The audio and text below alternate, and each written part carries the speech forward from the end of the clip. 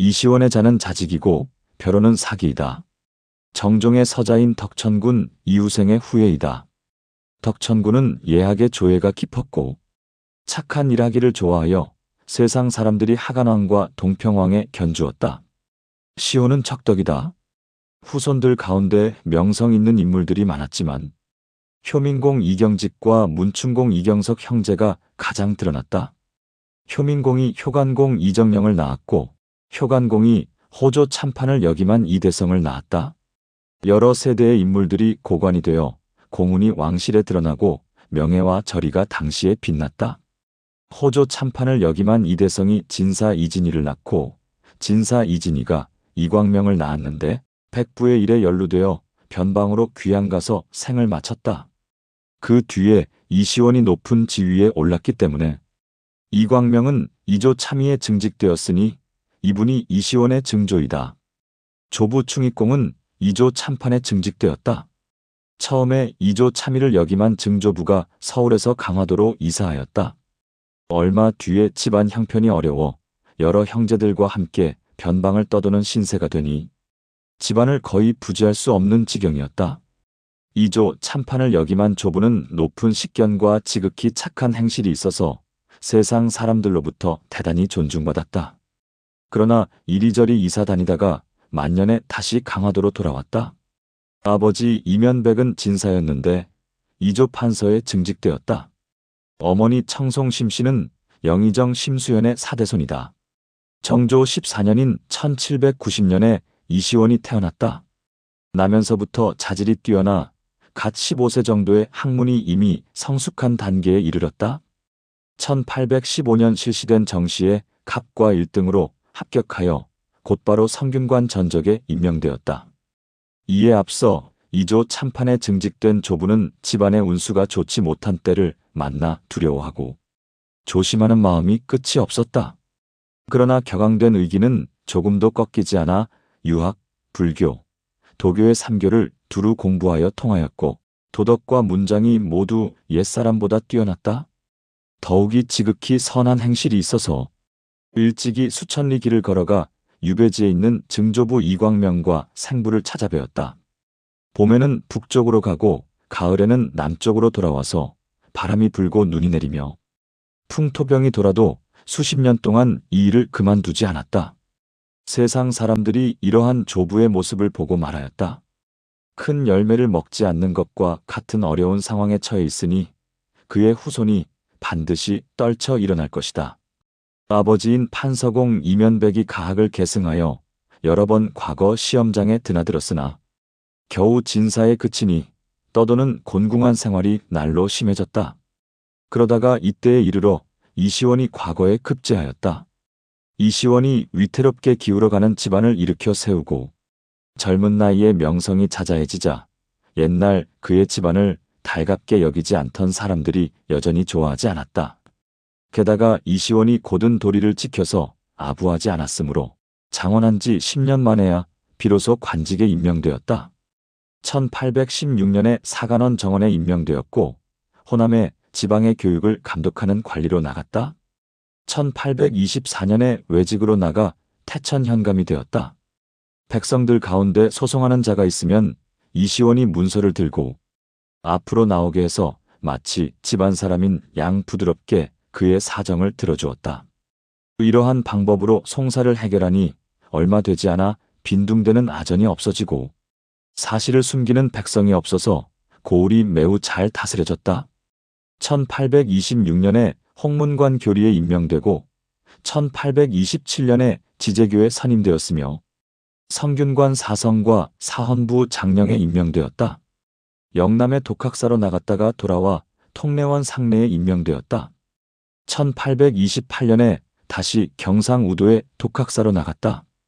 이시원이 지방에 독학사로 나가 선비들의 시험을 주관한 것이 모두 3번이었는데 지극히 공평하고 사사로움이 없었으므로 감히 몰래 뇌물을 주어 청탁하는 사람이 없었다. 1829년에 국청이 열리자 이시원이 문사랑이 되어 붓을 잡고 죄수들의 진술을 기록하였다. 어떤 사람이 진술 내용을 고치려고 위협적인 말로 겁을 주었으나 이시원은 꿈쩍도 하지 않았다.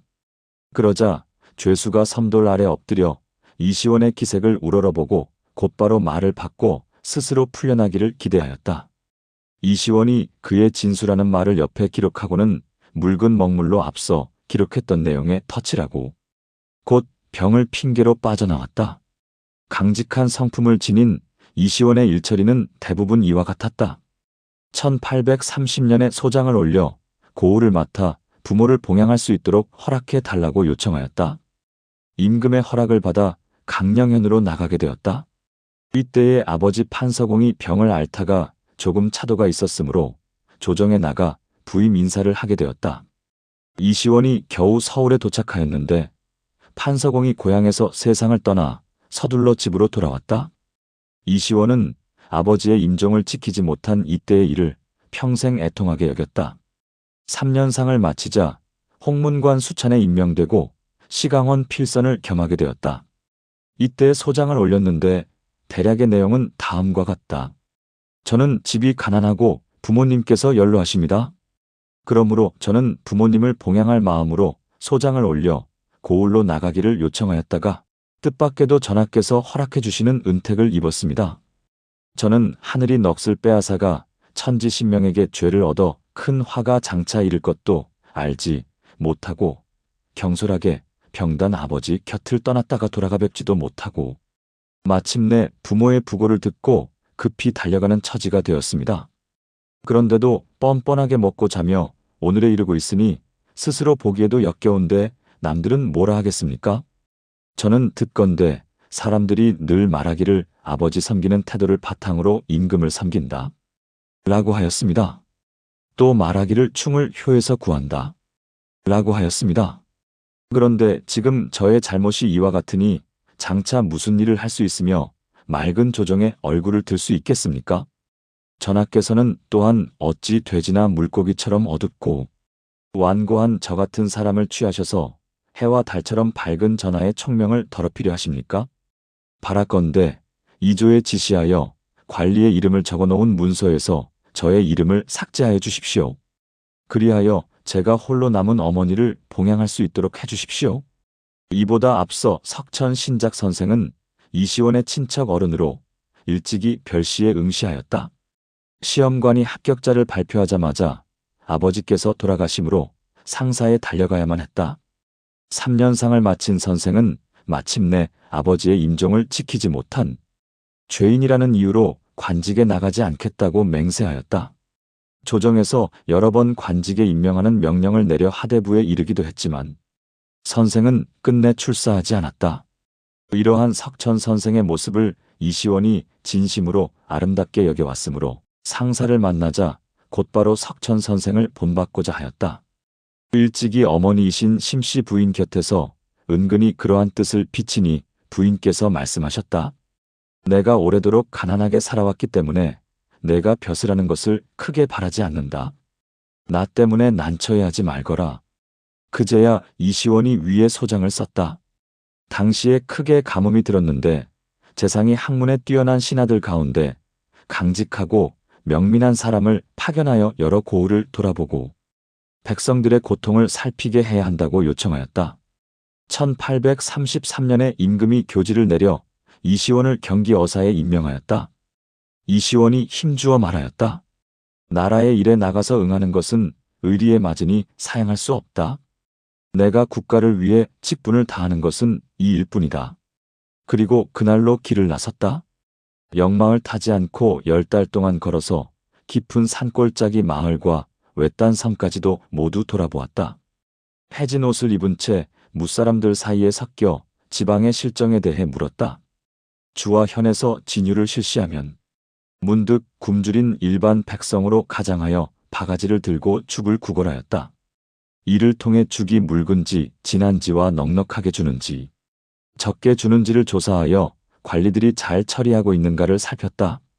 탐욕스럽거나 횡포를 일삼는 관리를 만나면 곧바로 신분을 드러내고 나타나 불시에 그들의 창고를 봉인하고 내쫓으니 위엄과 명성이 크게 떨쳐졌다.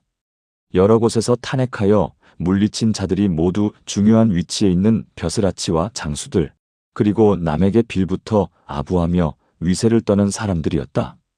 이시원이 말하였다. 이러한 자들은 빨리 내쫓아야 한다. 당시의 사람들은 말하였다. 8대의 고관이 타는 수레과 10마리의 준마이다. 이 말은 탄핵을 받은 자들이 대부분 귀한 신부님을 가리키는 것이었다. 그 밖에 간사하고 교활한 사람들을 잡아들이고 납부하지 않은 세금을 거두어들이고 나쁜 병폐를 적발하는 일에 대해서도 대단히 명확하고 매우 적절하여 눈끝만큼도 어긋남이 없었다. 곡식을 빌려주고 거두어들이는 제도인 적정과 군제에 대해서는 더욱 유의하여 편리하고 마땅한 방법을 지적해 조정에 건의하고 이로운 점과 해로운 점을 밝혀 말하니 많은 건의사항들이 채택되었다. 장차 조정에 돌아가 보고하려 할 때 절에서 시를 지었는데 그 내용은 다음과 같다. 내가 진심으로 부처님께 맹세하였으니 이 마음이 나의 것이 아니로다. 이번에 어사로 나와 양심을 속인 일이 있었다면 부처께서는 저를 서둘러 죽여주십시오. 대관 윤석영이 앙심을 품은 자의 사주를 받고 이시원을 헐뜯어 죄에 빠뜨리고자 하였다. 그러나 임금이 이시원의 정직함을 알아주었으므로 사태가 진정될 수 있었다. 헌종이 처음에 이시원이 오랫동안 같은 벼슬자리에 머물러 있었다고 해서 특명으로 승진시켜 동부승지에 임명하였으나 이시원은 부임하지 않았다. 춘천 부사가 결혼되었는데 그곳은 다스리기 어려운 고을로 정평이 나 있었다. 그러므로 조정 신하들의 논의가 이시원에게 그 자리를 맡겨야 한다고 귀결되었다. 당시에 순원왕후께서 조정에 나와 이조에 재촉하여 이시원에게 관직을 주도록 하였으나 이시원은 장계를 올려 사양하였다. 명이 내려짐에 복명하고 전례대로 임명되었다. 이시원이 춘천에 부임하여 업무를 수행하게 되었는데 크게 흉년이 들어 쌀이 없었다. 이시원이 말을 소유하고 있는 사람들을 모집하고 관전을 내서 쌀을 사오게 하였다. 5마리 말을 한 무리로 조직하고 길이 멀고 가까운 정도를 계산하여 돌아올 기한만을 정해 주었을 뿐 남는 이익에 대해서는 묻지 않았다. 이로 인해 백성들이 굶주리지 않았다. 또 옛날에 부족했던 36,000곡을 거두어 들여채웠다. 나라에 바치는 물품에 있어 잘못되고 연체되었던 일들을 해결하기 위해 온갖 노력을 다하였다. 이보다 앞서 개성 사람으로 춘천에 삼을 팔던 사람이 계약을 맺고 돈을 거두어 고을 재정을 도와주기로 하였다. 이시원이 이에 감사 이휘정과 논의하여 그 돈을 받고 또 조정의 배상을 건의하였다. 이렇게 해서 10일도 되지 않아 적정이 완수되어 공상을 마칠 수 있었다. 그러나 감사 이휘정은 본래 배상을 건의할 뜻이 없었다. 그러므로 이시원이 재촉하였지만 뜻대로 되지 않았다. 개성 사람이 이를 원망하여 다른 인삼장수의 이름을 빌어 정승, 조인영에게 이시원을 일러 바치며 말하였다. 부사가 억압하여 나의 돈을 횡령했다. 상국 조인영이 그 말을 받아들여 처리 문제를 감사에게 위임하니 감사가 겉으로는 이시원을 공경하면서도 속으로는 상국을 두려워하여 마침내 이시원을 파직하고 서신을 보내 사죄하였다. 이시원은 마침내 이 일로 인해 연풍에 유배되었다. 상국 조인영이 자신의 행위에 대해 곧바로 부끄러워하고 뉘우쳐 이시원에게는 아무런 잘못이 없었음을 임금에게 고하였다. 그러자 이시원은 풀려나고 소송을 제기했던 사람은 처벌되었다. 그러나 이시원은 이로부터 10여 년간 다시는 관직에 나가지 않은 채 어머니 신부인이 돌아가실 때까지 봉양하였다. 1849년 순원왕후의 장수를 기념하여 이시원을 가선대부에 승진시키고 한성부 우윤에 임명하였다. 이 해에 순원왕후가 다시 조정에 나와 철종을 강화도에서 맞아들였다. 철종이 즉위한 다음 해에 이시원을 개성부 유수에 임명하였다. 이시원이 2번 소장을 올려 사직하였으나 왕이 허락하지 않았다. 이러한 명이 있었던 것은 아마도 철종이 강화도에 있을 때 이시원의 명성을 듣고 가장 먼저 등용하고자 하였고 순원왕후도 평소 이시원을 어진 인물로 생각하다가 임금의 말씀을 듣게 되자 더욱 신뢰하게 되었기 때문인 듯하다. 이시원이 조정에 나가 아련하니 순원왕후가 이시원의 집안 살림에 대해 매우 자세히 물었다. 또 이시원이 나라를 위해 임금께 아뢰었던 것에 대해 크게 칭찬하였다. 그러자 사대부들이 얼굴색을 바꾸고 서로 칭송하며 최근에 없었던 일이라고 하였다. 이시원도 또한 조금 자신의 능력을 펼쳐 임금의 은혜에 보답하고자 정성껏 일해 타성에 젖지 않았다. 개성에서 생산되는 삼을 역관들이 매입하여 쪄서 홍삼을 제조해 중국에 판매하였다. 그러한 일을 하는 곳을 포소라고 하였는데 조정에서 세금을 거두어 들였다. 해마다 거래하는 물량이 일정하게 정해져 있어 그 수량보다 많이 거래하는 자는 법을 어긴 것으로 간주에 처벌하였다. 그러나 이러한 법이 시행된 지 오래되어 당시에는 이미 느슨해진 상태였다. 이시원이 개성에 부임해서 서둘러 명령을 내려 바로잡으니 역관들이 때를 지어 일어나 불만을 표출하고 장차 인삼 재배지를 서울로 옮기려 하였다. 개성 사람들도 자신들의 수익 사업이 사라질까 매우 두려워하였다. 이시원이 소장을 올려 그 일의 전말을 조정에 보고하였다. 그때 마침 상국 조인영이 역관의 일을 담당하고 있었으므로 이시원이 자신의 일을 방해한다고 의심하였다. 이에 상국 조인영이 차자를 올려 이시원이 인심을 진정시키지 못하는 문제점에 대해 논박하였다. 그러자 임금께서 이시원을 파직시켰다.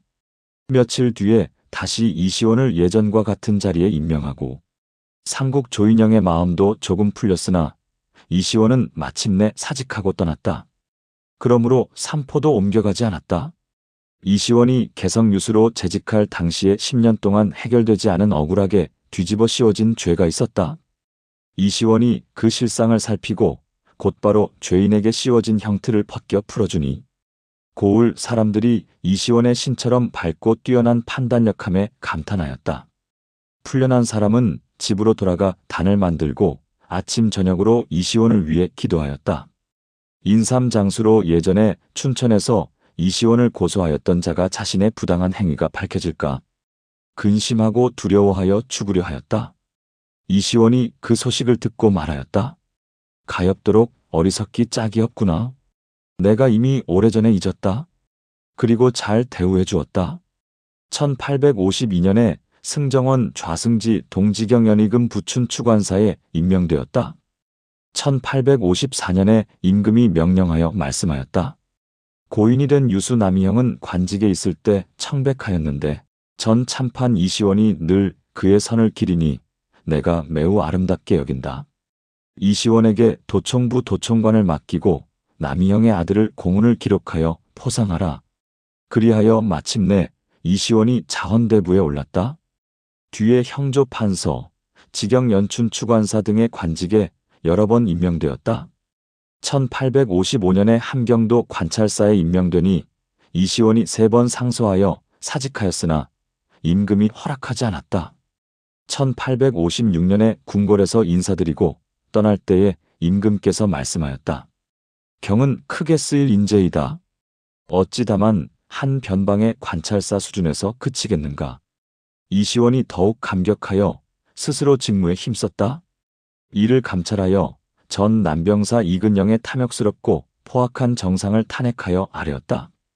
이근영은 권세 있는 왕실 외척의 집안과 사돈관계였으므로 가는 곳마다 횡포가 심하였으나 문책하는 사람이 없었다.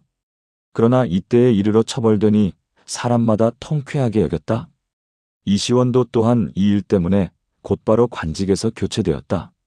1858년에 어사이면서 이시원의 손자인 홍승유가 서운한 감정이 있어서 이시원을 없는 죄를 꾸며 고발하였다. 임금께서 말씀하였다. 이 사람이 이르는 곳마다 다 좋은 정치를 베풀어 성과를 거두었는데 어찌하여 지금 그의 잘못을 나열한 내용이 이와 같은 지경에 이르렀는가. 그러자 홍승유가 두려워 감히 대답하지 못하였다. 사람들이 이시원에게 말하였다. 어찌 변론하지 않는가? 이시원이 말하였다. 성상께서 하나도 빠짐없이 진상을 다 알고 계시니 어찌 어린애들과 다투겠는가. 판결에 이르러 이시원은 말하였다. 나라의 은혜를 저버린 죄가 대단히 크다. 의금부에서 처벌 수위를 논의하매 이시원의 나이가 많은 것을 감안하여 보석을 허락하였다. 얼마 지나지 않아 임금이 이시원의 죄를 용서하여 형조 판서에 임명하고 여러 번 명을 내려 조정에 나올 것을 권유하였으나 명에 응하지 않았다. 이에 안산현으로 쫓겨났다가 며칠 뒤에 용서받았다. 다시 한성부 판윤에 임명하여 부임을 재촉하는 임금의 명령이 더욱 엄중하였으나 이시원은 더욱 강력히 사직하였다. 임금이 이시원을 꾸짖고 파직하였다. 이때 이시원의 나이가 70이었다. 예전부터 내려오는 관례의 정경의 나이가 70이 되면 영수루에 들어가 그 모습을 그리고 선왕의 임금의 초상화와 함께 진열되었는데 이시원만 그런 영예를 누리지 못하였다. 호군의 녹봉과 70세 이상의 고위 관리들의 모임에 매달받는 녹봉도 아울러 사양하였다. 고종 1년인 1864년에 지종 정경부사에 임명되고 이후로 여러 차례에 걸쳐 사헌부 대사헌, 의정부 좌참찬, 예조 판서 등에 임명되었다. 1865년에 임금의 특명으로 이시원을 이조판서, 홍문제학, 예문제학, 동지성균관사에 임명하고 서둘러 조정에 나오도록 채촉하였다. 이시원이 말하였다. 내가 평생 관직에 연연하지 않았다. 어찌 서둘러 조정에 나감을 공손한 태도라고 여겨 예의와 염치를 생각하지 않겠는가. 이에 병을 이유로 사직하니 임금이 강요할 수 없음을 알고 허락하였다. 1866년에 왕의 특명으로 이시원이 정원대부에 올랐다. 이해 가을에 서양인들이 강화도에 들어왔는데 수도를 보조하는 도시를 지키지 못하였다. 강화도에는 장령전과 만령전이 있어서 숙종과 영조의 어용을 봉안하였었는데 이때에 이르러 옮겨 나왔고 서울의 경계가 엄격해졌다. 이때 이시원은 설사병을 앓아 몇 달 동안 병상에 있었다. 자제들이 울면서 잠시 피할 것을 청하자 이시원이 벌떡 일어나 말하였다. 이 무슨 말이냐? 내가 몇 대 동안 이 땅에 살아왔다는 것은 임금께서 환히 아시고 백성들도 다 아는 사실이다. 내가 비록 변변찮은 사람이지만 높은 벼슬의 자리에 있다. 옛날에 이른바 경대부는 관직이 없다고 해서 자기 마음대로 처신하지 못하였다. 또 나라가 오랫동안 태평을 누리다가 하루아침에 불행한 일이 생겼다. 이러한 때에 모든 사람이 새나 짐승처럼 흩어지고 관리로서 죽는 사람이 하나도 없다면 뒷날 사관들이 기록하여 말하기를 어느 해에 강화도가 함락됨에 어떤 관리들이 도망하였고 경대부인 아무개도 도망갔다? 라고 할 것이다. 이런 기록을 보고 천하 후세의 사람들이 나를 어떻게 평가하겠느냐? 어떤 사람이 임금의 곁으로 가 왕을 지켜야 한다고 요청하였다. 이시원이 말하였다. 그대가 말하는 이른바 임금 곁에서 충성을 다함이란 지금 침략해온 오랑캐를 내버려 두고 병든 몸을 구하는 데 급급해서 핑계를 대는 것에 불과하다. 아직까지는 도성에 걱정이 없는데 내가 집을 버리고 도성으로 간다면 이것은 어려운 국면을 피하려는 것이니 어찌 근왕의 명분이 있을 수 있겠는가. 이에 이시원은 조상의 묘소를 찾아가 곡을 하면서 인사를 올리고 직접 죽기 전에 임금에게 올리는 마지막 상소를 지었다. 아우인 군수공이 청하여 말하였다. 형님께서 귀신이 되어 적을 섬멸하시고자 하니 저도 마땅히 채찍을 잡고 따르겠습니다. 이시원이 말하였다. 너무 지나치지 않은가? 군수공이 말하였다. 제가 형님을 따라 죽는 것은 형님이 나라를 위해 죽는 것과 같습니다. 이시원이 허락하니 마침내 함께 약을 마셨다. 두 분이 담소하는 모습이 편안하였는데 집안 사람들과 집안일에 대해서는 전혀 언급하지 않았다. 다만 말하였다. 저 보잘것없는 오랑캐들은 마땅히 자멸할 것이니 서둘러 피하려 하지 마라. 곧바로 자리를 바르게 하고 눕더니 마침내 세상을 떠났다. 이시원은 정조 1789년에 태어났으니 향년 78세였다. 유서의 내용은 다음과 같다. 1866년 9월 18일 장차 죽으려는 신하 지종 정경 이시원은 100번 절하고 주상 전하께 말씀드립니다. 삼가 생각건대 천연의 요지인 이곳 강화도가 함락되어 우리 선왕 두 분의 어용이 먼지를 뒤집어 쓰고 피란하셨습니다. 이 모습을 보고 백성들이 애통해하여 하늘에 호소하는 소리가 끊이질 않습니다. 저는 대대로 이곳에 살면서 나라의 은혜를 많이 받았습니다. 지금 요망한 기운이 시커멓게 들이우고 다른 종자들이 덤벼드는 때를 당하여 마땅히 간과 뇌를 땅에 바르고 피와 살같이 적들의 칼과 화살이 난무하는 전장에서 문드러져야 합니다. 그러나 사는 곳이 궁벽지고 병마저 질질 끌어 자리에서 뒹굴며 움직일 수가 없습니다. 지금 둘째 아우인 전 군수 지원과 함께 약을 마시고 자결하여 이것으로 나라의 은혜에 보답하려 합니다. 이것이 어찌 분수와 의리에 맞는 일이겠습니까? 다만 바라건대 이 몸이 사나운 귀신이 되어서 오랑캐들이 저절로 사라지게 하고자 합니다. 제가 듣건대 옛사람들이 말하기를 많은 어려움은 나라를 일으키고 깊은 근심은 밝은 판단력을 열어준다 라고 하였습니다. 또 말하기를 적국과 외환이 없는 경우에는 나라가 항상 망한다 라고 하였습니다. 그러니 오늘 직면한 어려움이 장차 우리나라가 흥성하는 기회가 될는지 어찌 알겠습니까? 재상들은 독서를 많이 하고 조정에는 무신들도 많으니 그들은 적을 막아내고 꺾어버릴 방도를 반드시 가지고 있을 것입니다. 전하의 밝고 뛰어난 자질로 마땅한 사람을 가려 맡기신다면 혼란을 다스려 바른 대로 되돌리고 더러운 기운을 말킴에 무슨 근심이 있겠습니까? 저는 듣건대 단서에 또 말하기를 공경하는 마음이 태만함을 이기는 경우에는 길하고 태만한 마음이 공경함을 이기는 경우에는 멸망한다 라고 하였습니다. 논어의 말하기를 재용을 아껴서 백성을 사랑하라 라고 하였습니다. 이러한 말을 참고해 볼 때 나라를 다스리는 도리는 많은 말에 있는 것이 아니라 얼마나 노력하느냐에 달려 있습니다. 제가 비록 감히 저 스스로를 죽음으로써 임금에게 올리는 간언에 견주지는 못하지만 어찌 하찮은 것도 임금께 바치려는 어리석은 충정이 없겠습니까? 삼가 바라건대 전하께서는 하나의 생각과 하나의 우려, 하나의 정사와 하나의 명령을 반드시 공경함과 태만함에 나님에서 참고하여 의거하십시오. 재용을 아껴 백성을 사랑한다는 정신으로 나라를 다스리는 근본을 삼으십시오. 그리고 선왕들께서 이루신 법을 본보기로 삼으셔서 성악을 밝히고 어진 정치를 행하신다면 우리나라의 모든 백성들이 마음속으로부터 기뻐하여 진실로 복종하고 사람마다 적개의 충심을 품어서 곧은 절의와 바른 기운이 우주에 가득할 것입니다. 그렇게 되면 밖에서 이르는 사악하고 더러운 것들이 어찌 감히 하늘의 무지개를 드리울 수 있겠습니까? 오직 바라건대 전하께서는 깊이 맑게 살피소서. 저는 근심스러움과 분통함이 무너져 내리는 듯한 지극한 마음을 견디지 못합니다. 상소를 받아 읽은 임금이 크게 놀라고 슬퍼하여 조회를 그치고 다음과 같이 명령하였다. 임금이 명령하였다. 이것은 돌아간 지종정경 이시원의 유소이다. 큰 충정과 빼어난 절개가 늠름하여 마치 살아있는 것 같다. 형제가 목숨을 바쳐 나라가 처한 곤경을 위해 죽어서 인의를 성취하였다. 평소 마음속에 학문을 갈고 닦은 것이 있는 사람이 아니라면 어찌 이러한 일을 할 수 있겠는가. 한 글자마다 눈물이 흘러 한없이 애통하다. 그 형과 아우를 특별히 증직한다. 아울러 착설의 은전을 시행하라. 장례에 필요한 물품을 종친부에서 마련해 주도록 하라.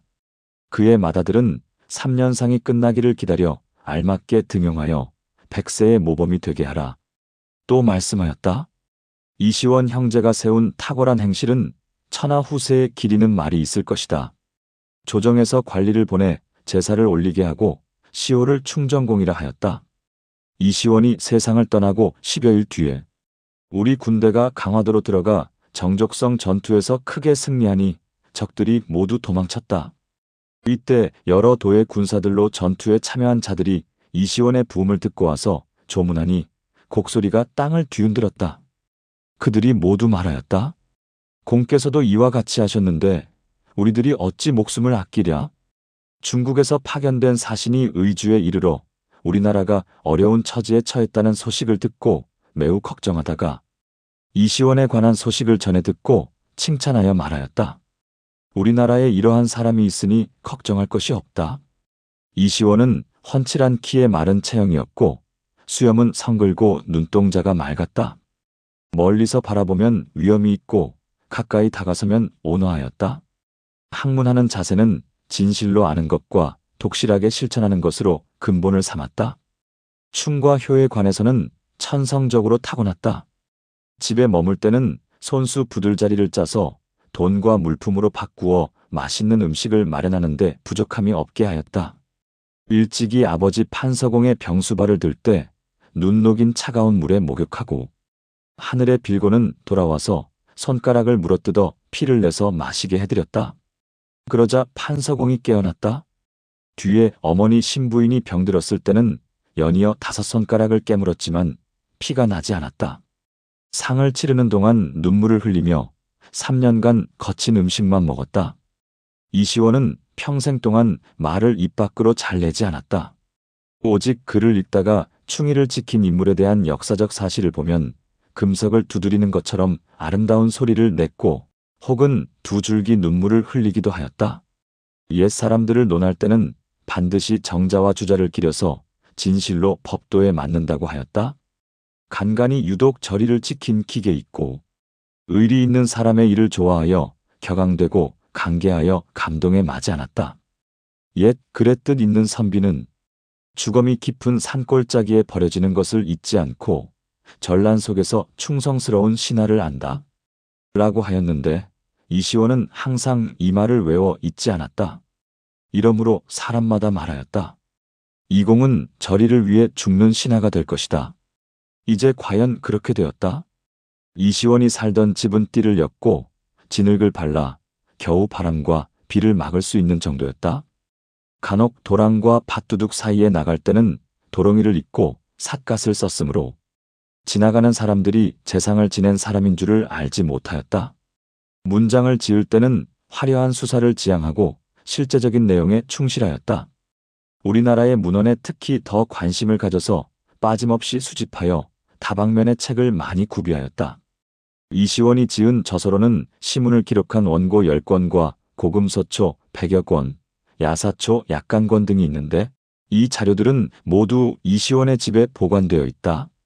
아우 감역공이 고인의 행적을 기록한 글을 찍고 세자의 이사 신께 이도누 공이 시호를 정하기 위해 생전의 행적을 적은 글을 지었다.